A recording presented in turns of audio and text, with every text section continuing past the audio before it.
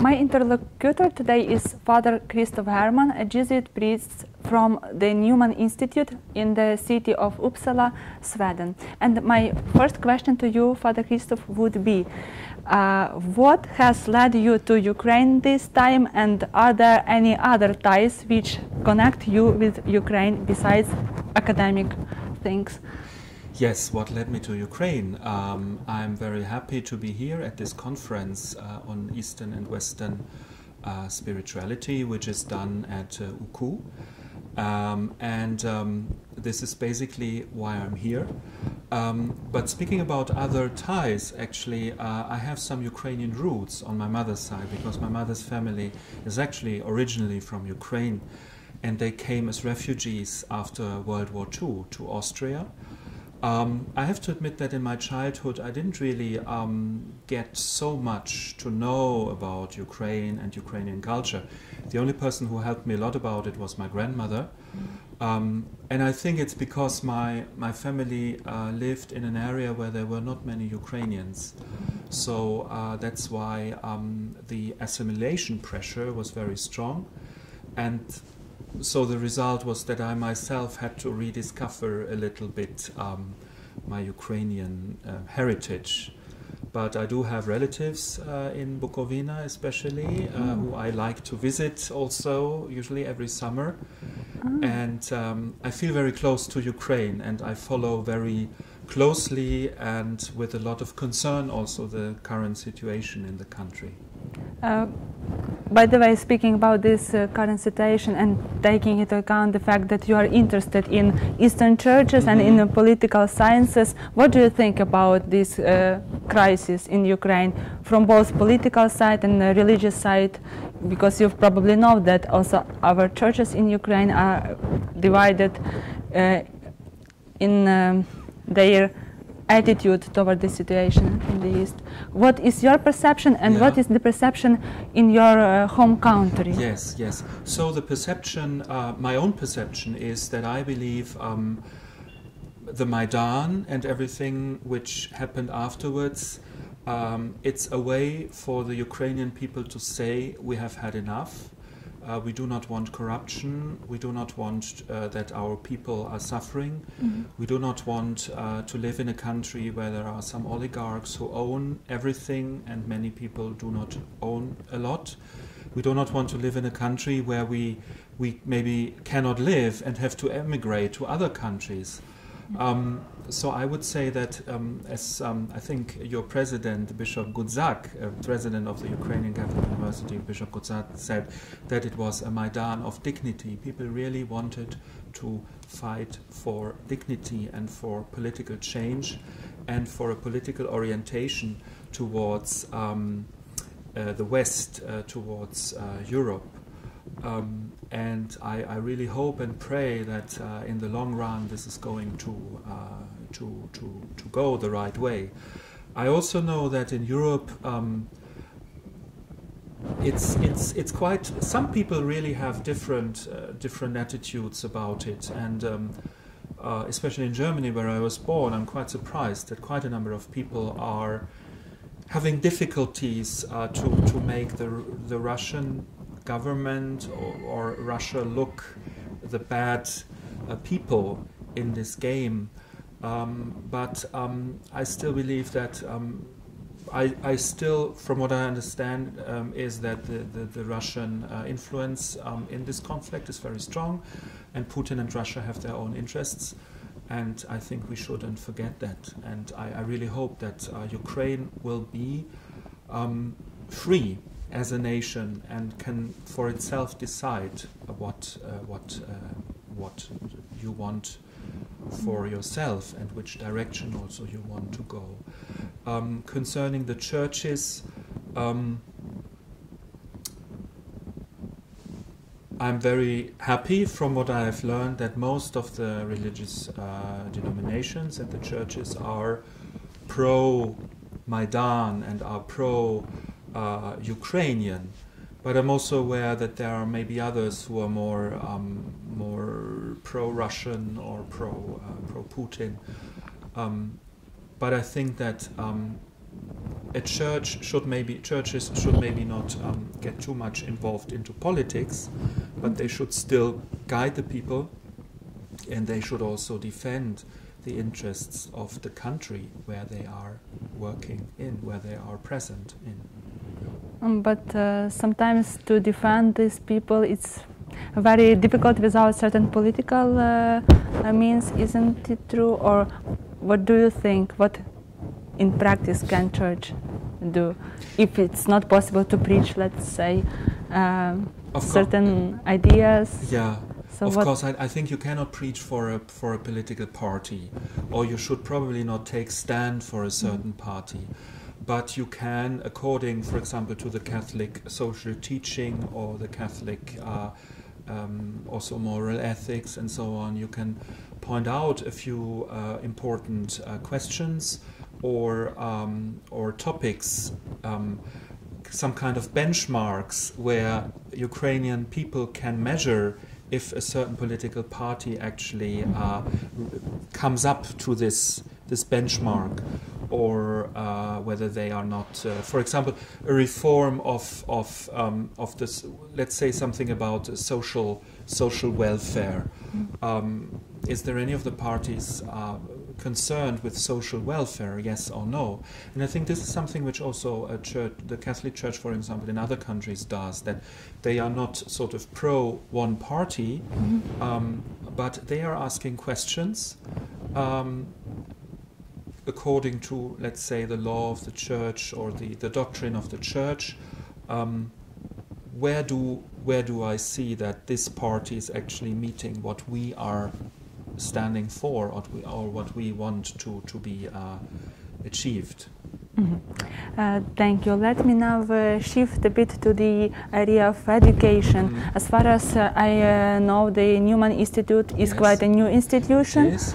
And that it was, as I found out, the first Catholic educational establishment since the Protestant revolt in the 16th century, which has the authority to issue academic degrees. And by the way, we share something with this university, which is also quite new, and which is also the first one university of such a kind in post-Soviet area. Yes. And I'm wondering what are the challenges you met being surrounded by totally different educational culture, and maybe being a minority, institution that represents minority. Yes. Two things. I think that the perception of the Roman Catholic Church has changed in Sweden over the last 30 or 40 years, because before it was even forbidden to be a Catholic. About 140 years ago, it was forbidden to be a Catholic, and religious freedom was first introduced about 140 years ago, after the Reformation. So the Swedish kings, the Swedish governments forbade Swedish citizens to be actually Catholics. And if you were a Catholic, you were often a foreigner, and as a foreigner you would go to, for example, the Austrian embassy or the French embassy, where you could go for mass, or also I think, for example, other countries. It was no, not other countries, but other embassies. It was the same, but it somehow it changed. Well, there was religious freedom came, and also after World War II, because we had many immigrants from different countries, refugees, let's say from Hungary, from Slovakia, from Germany, from Austria, and much later from Chile, and from many other countries. So the Catholic population grew. A very, very tiny group of some few expatriates.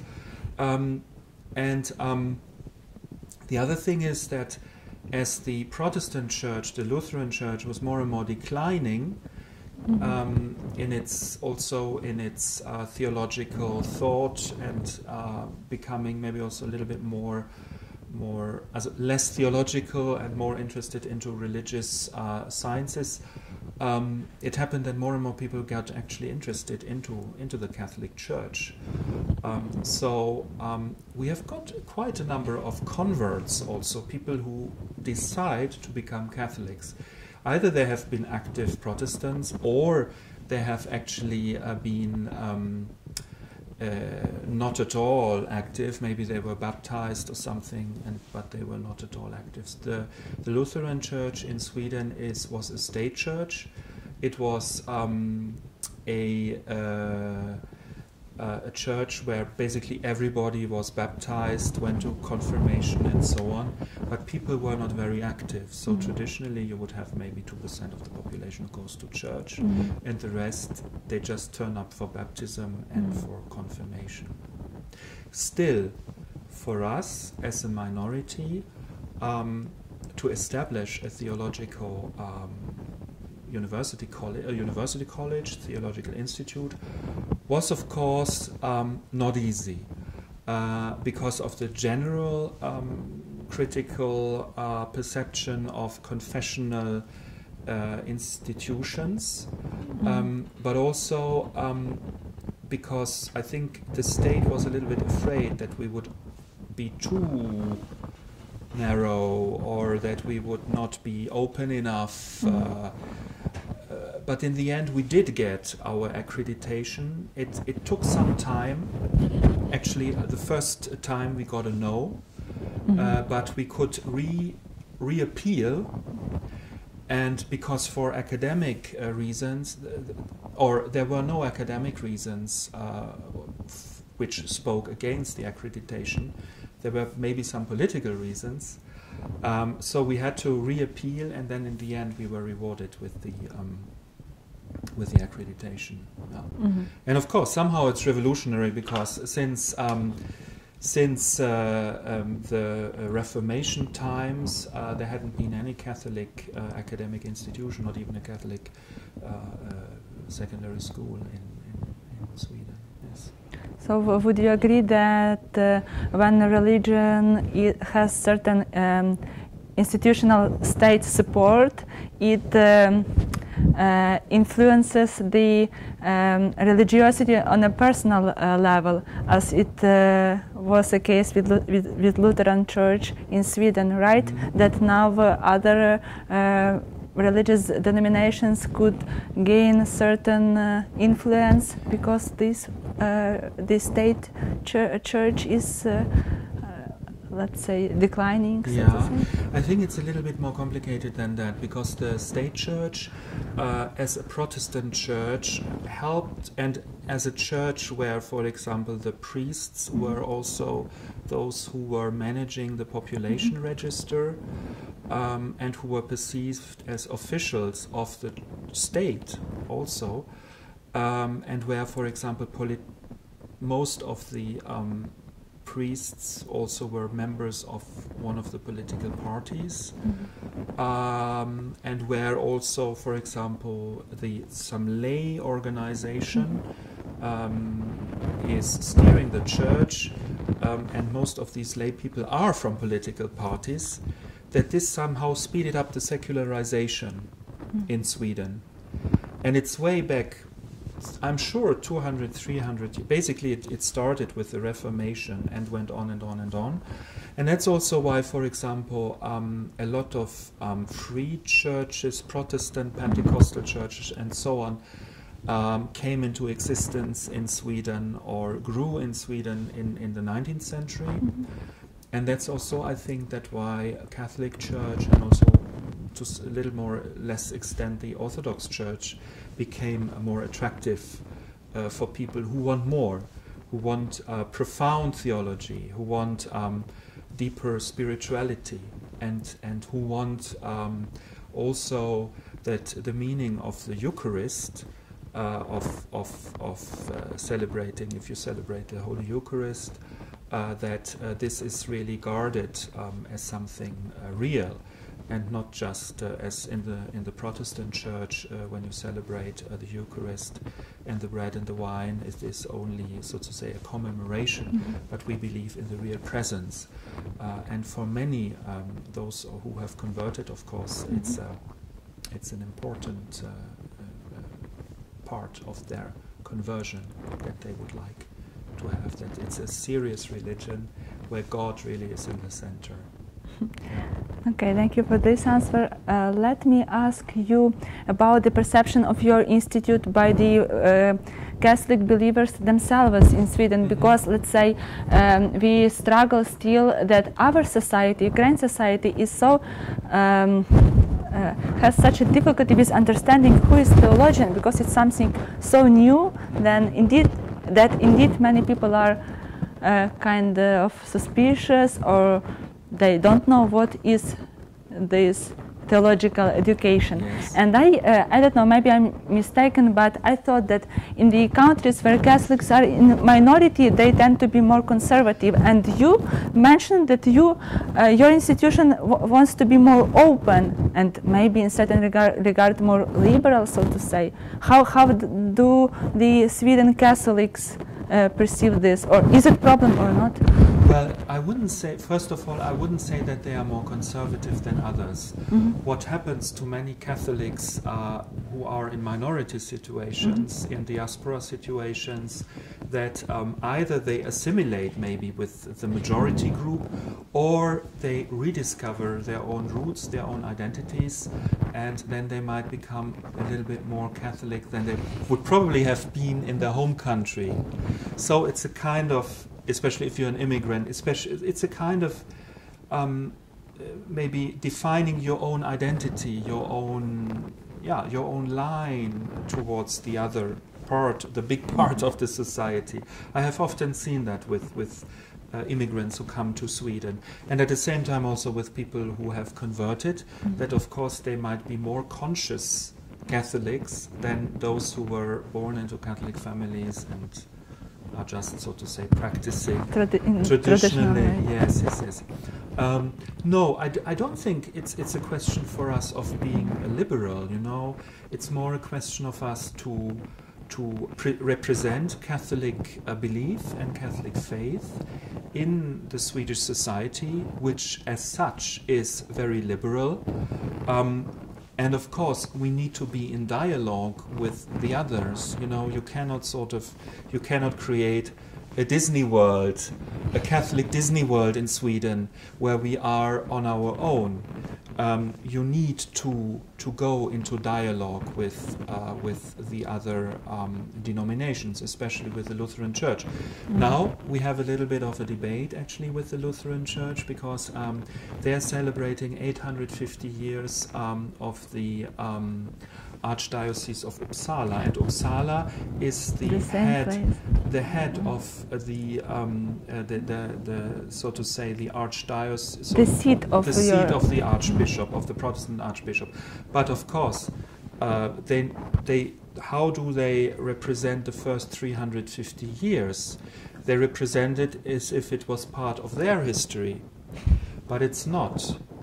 It's at its best, it's our history, it's the Catholic history, or it's maybe a common history. And also, for example, when the Reformation happened in Sweden, it was a Reformation which was done by the king and by the nobility. But the ordinary people and some of the nobility, they didn't want this Reformation to happen. So you even had an uprising of people in the south of Sweden against it. You had the monasteries who were forcibly shut down. You had people who were in secrecy celebrating liturgy, Catholic liturgy. You had processions with Virgin Mary still going on, and they were forbidden and so on. And one of my fellow colleagues at the Newman Institute, he wrote a very interesting book which is called, you would translate it into English like the history of the losers. It sounds strange, but it's basically the history of us Catholics, what happened to us after Reformation. Time of suppression, time of illegality. There was a seminary in Austria which trained young men, young Swedish men and Finnish men and Norwegian men in exile, and the idea was that they would be sent then to Scandinavia to work there. So there was an underground church going on for some centuries, a little bit like with the Greek Catholic Church here in Ukraine. Okay. And now I want to ask you a question in the light of the fact that we are signing the memorandum of understanding between our institutions, and you are the coordinator of Erasmus programs at your university. Yes, I'm the coordinator of the Erasmus programs. So what would you say about the possible cooperation, future cooperation between our institutions, and what do the exchange programs mean for theology students? What is positive about this? Yes. Well, first of all, we already have, even though we didn't sign a cooperation paper before, we have already received it, one of your scholars 2 years ago, and he will come again in November. And his courses were always well visited. It's Tarastumo.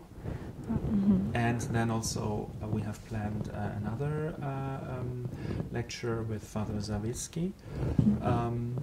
And I gave a lecture at this English summer school this summer. It was only one small lecture. So I think that there is a potential actually for cooperation in many ways. First of all, there is an interest in Sweden, a general interest in Sweden, and maybe it's because of its location in the northeast, for Eastern Christian thought, theology, spirituality, and so on. And I think it can be very interesting for our students to get to know more about this. And then also, of course, it can be interesting both for your students and our students to exchange, so to come, your students to come to our place, and students from our place to come to your place. Because as you asked, what is the good thing about exchange? I think it opens your horizon. You get to know a different world, a different culture, a different way maybe of doing theology.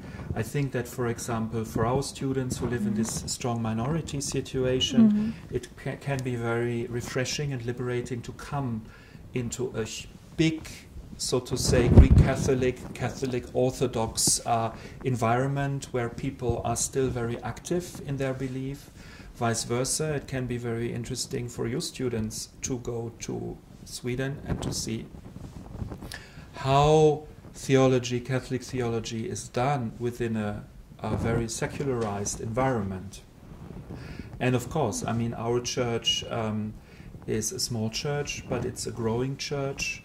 And in the west of Europe, people are often afraid about secularization, that it will destroy the church and everything. I think in Sweden we are one step further. We have come a step further because we are already beyond this secularization, I would say. It can't go deeper anymore. And I would say we are again on our way up. It would be also good for those students which are more influenced about the ideas which are very often heard in the Orthodox environment, that this Western secularized world is something so dangerous, because we don't maybe know so much about the ways of dealing with it. And you just mentioned that you learned something, and probably students who will be visiting scholars in your institution will be more, I don't want to say more positive, but at least less afraid of those challenges. Yes. And also, you know, the secularization in Sweden, especially, or Scandinavia, it's not a secularization like in the European continent, which is very militant and anti-church, anti-clerical. It's more a secularization which is a soft one. Many people are members of the Lutheran Church, but they are just not active. So it's different. It's not a very harsh anti-belief, very harsh anti-belief environment. It's more an environment where you can be what you would like to be, and where you can also do theology, and where you can also believe and be active as a Christian or as a Catholic or Greek Catholic. Yeah.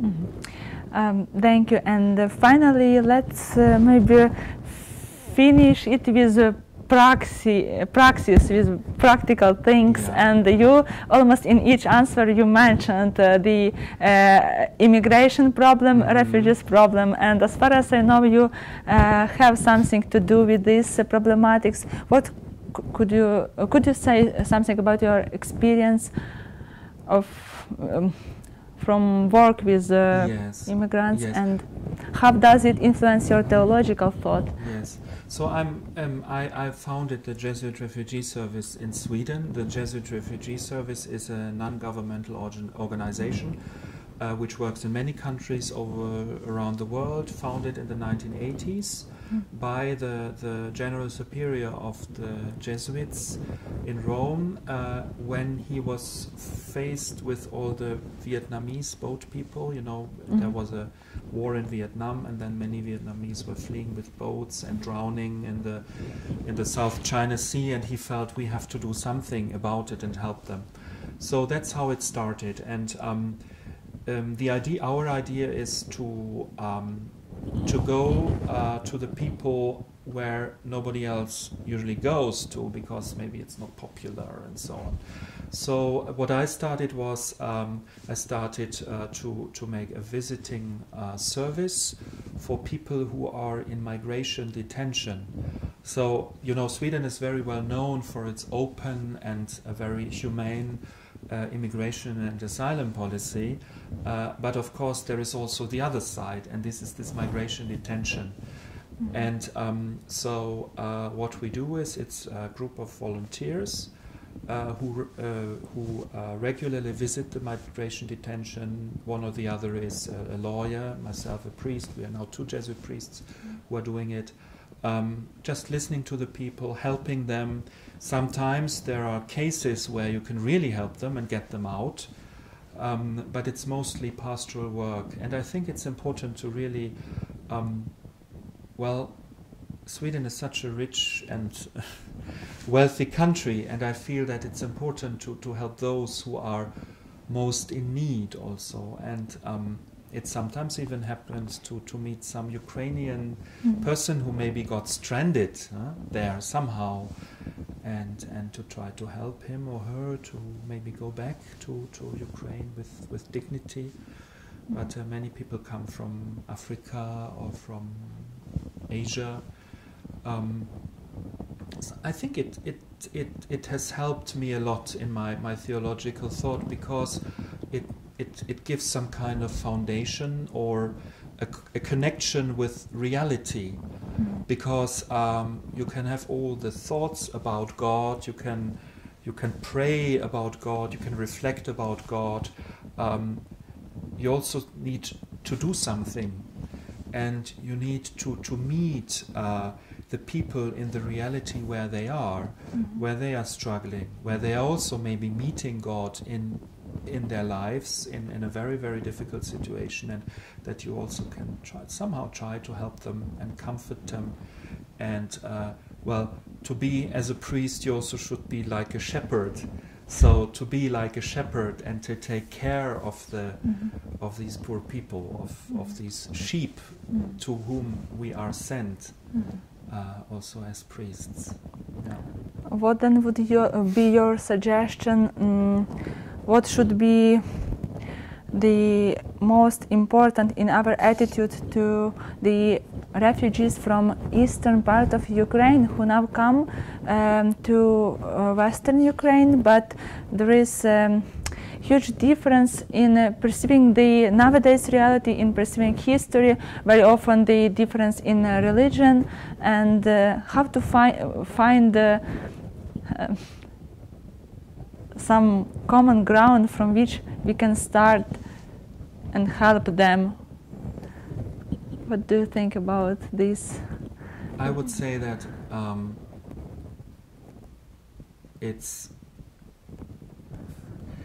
I think it's always difficult if you open the doors, of course, because it's not that I say you shouldn't open the doors, but of course, I mean, when you open the doors and you welcome, and people from maybe Eastern Ukraine, in your case, come, maybe they are not as grateful as you had hoped.